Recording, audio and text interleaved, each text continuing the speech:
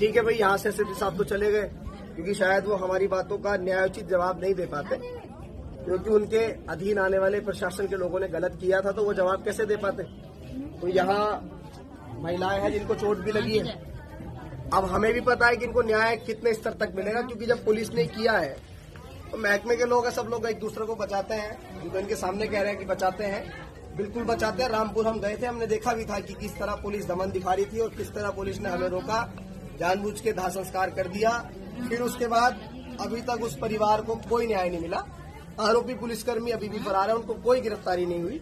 तो यहाँ भी आरोपियों के साथ यही होगा।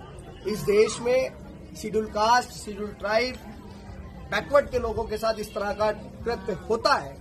और भारत का संविधान जब इस देश में स्थापित है, जब इस देश में ये होता है मानो कोई तानाशाही चल रही हो। जितना कानून हम जानते हैं वो कानून ये है कि पुलिस जाएगी तो दिन में जाएगी, पुलिस काम करेगी तो उसके लिए कोई शॉर्ट नोटिस देगी।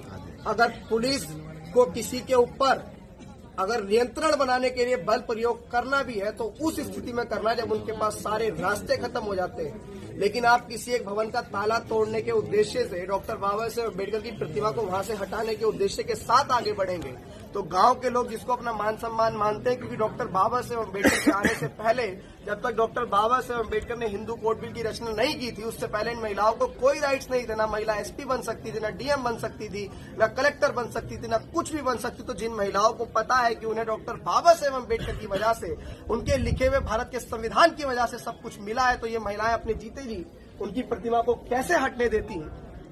इन्होंने जब पुलिस का विरोध किया उसके बाद गांव से ही लोगों का यह कहना है कि उसके बाद पुलिस ने डराया धमकाया, और भी दूसरे पक्ष के लोग थे, सिविल वर्दी में भी लोग थे। मैं बार बार इस बात को दोहरा रहा हूं, पुलिस के साथ अगर सिविल वर्दी में लोग हैं, कॉस्ट्यूम में नहीं है, तो वो गुंडे हैं, गुंडे जिनको पुलिस इस्तेमाल कर रही है। और गुंडों के साथ वही हर्ष होता है जो दंड भारत के संविधान के अंदर लिखा है।